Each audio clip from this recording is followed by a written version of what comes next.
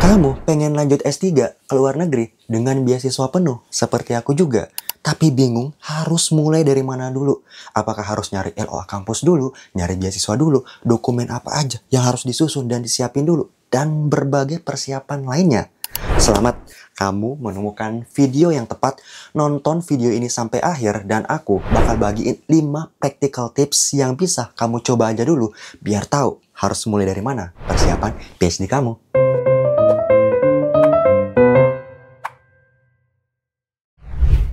Assalamualaikum warahmatullahi wabarakatuh. Apa kabar semuanya? Sugoi. Ya, semoga kamu dalam kondisi yang sehat dan luar biasa terus ya.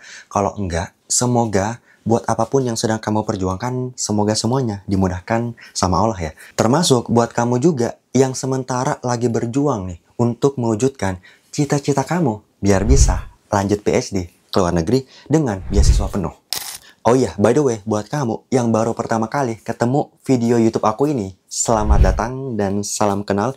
Nama aku Didit, aku seorang dokter yang saat ini aku lagi sementara melanjutkan PhD aku juga di Niigata University Jepang dengan skema beasiswa penuh dari Max Scholarship ya. Buat yang belum tahu, Max itu adalah Kementerian Pendidikan di Jepang.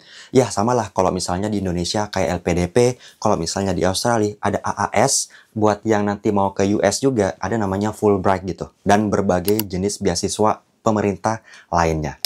Dan saat ini aku lagi banyak terlibat dalam berbagai proyek penelitian, mulai dari kecanduan game, depresi, anxiety, ADHD, sampai pola insecurity seseorang yang sebenarnya ini akan sangat berkaitan banget buat orang-orang yang juga pengen lanjut PhD ke luar negeri.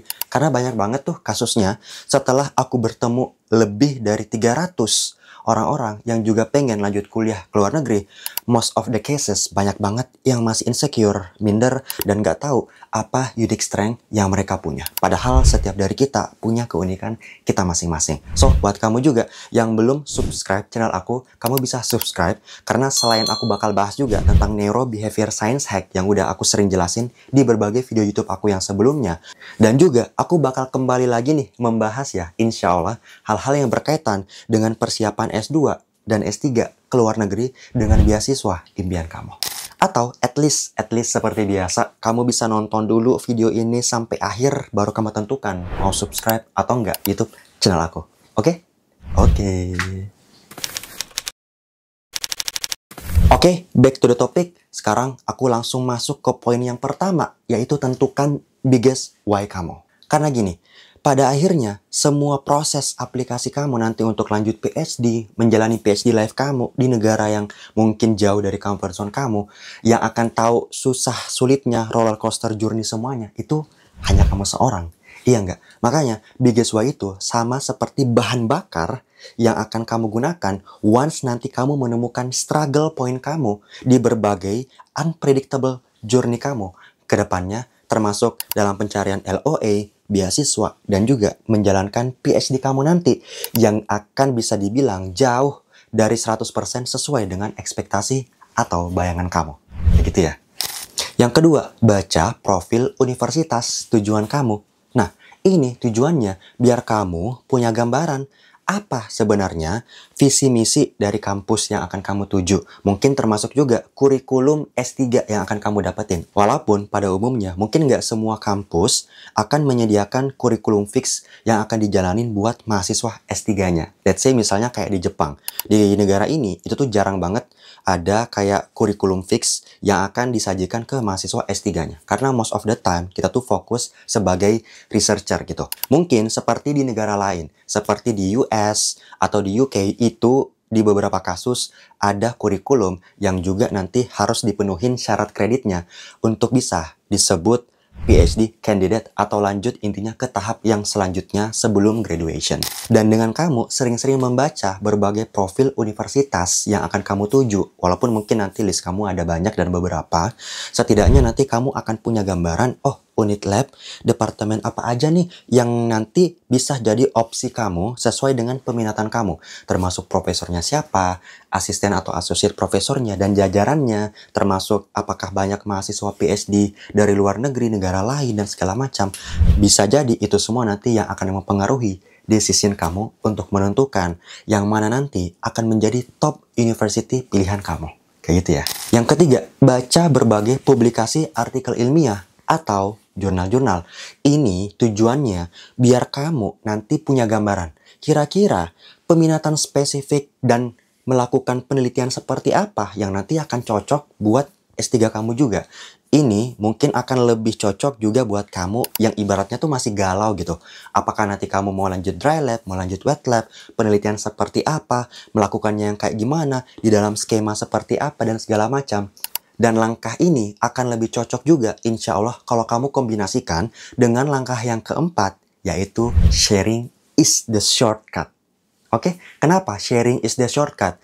Karena pada akhirnya, kalau kamu sharing utamanya sama orang-orang yang udah melakukan dan menjalani kehidupan PhD juga, mungkin di negara tujuan atau bahkan kampus dan departemen yang sama persis yang akan kamu tuju, insya Allah kamu bakal dapetin insight yang lebih details karena mereka udah bener-bener ngalamin dan melaluin struggle point, naik turunnya sampai bisa graduate gitu atau menjadi wisudawan di sana.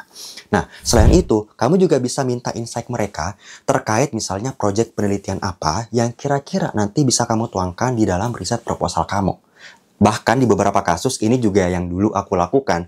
Waktu itu kan aku nggak menjalani kehidupan sebagai mahasiswa S2. Jadi setelah lulus dokter, aku langsung loncat ke S3 tanpa S2 gitu. Kamu nanti bisa cek juga video aku yang dulu, aku udah pernah jelasin di sana kenapa aku bisa lanjut S3 tanpa S2 dan buat siapa aja yang bisa lanjut S3 tanpa S2 itu. Siapa tahu kamu salah satunya. Dan sebenarnya dengan kamu sering-sering sharing, termasuk nih yang dulu aku lakukan adalah meminta pendapat dan saran dari orang-orang yang memilih career path yang berbeda.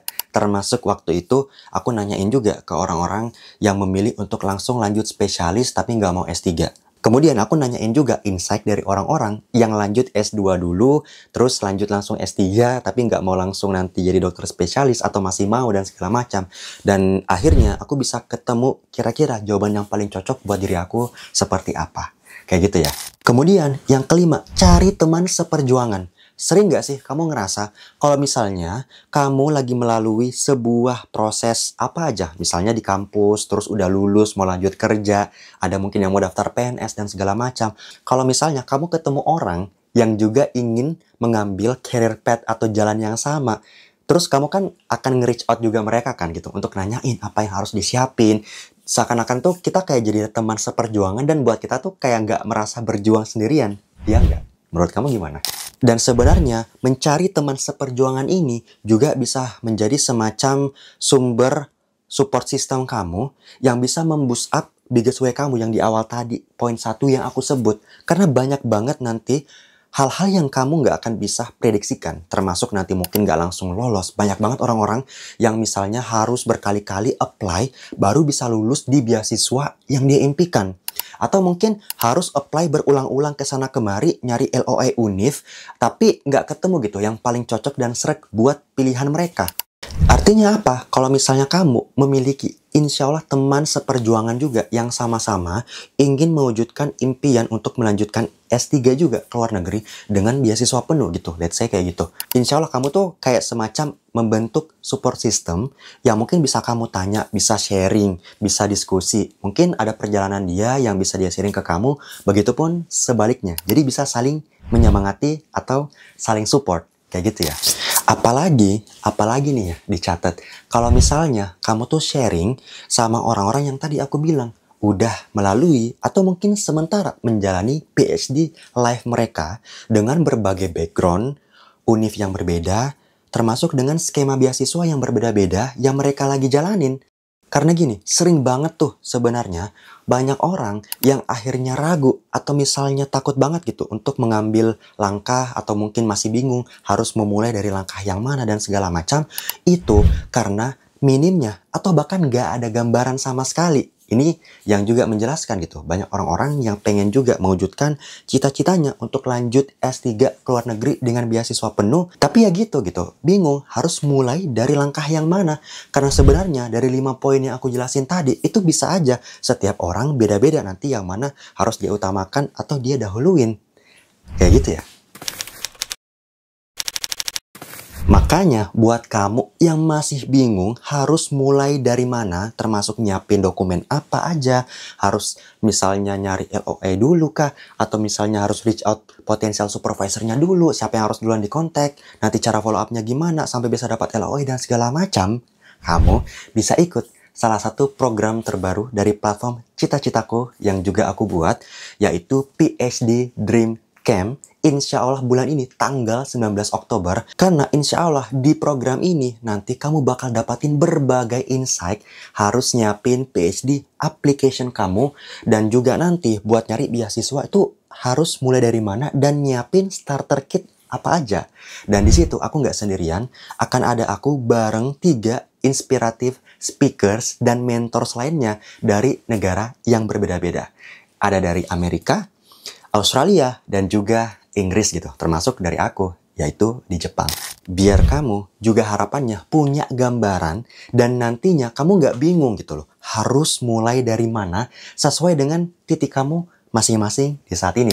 Oke, buat kamu yang berminat bisa cek link yang ada di description karena sekarang lagi masuk di fase early bird. Sebelum naik nanti di fase late bird, aku saranin banget mending kamu daftar sekarang sebelum kelewatan daripada mikir-mikir karena ini adalah bisa jadi salah satu investasi kamu yang bisa kamu manifesting untuk mewujudkan juga cita-cita kamu untuk melanjutkan PhD ke luar negeri dengan beasiswa pun.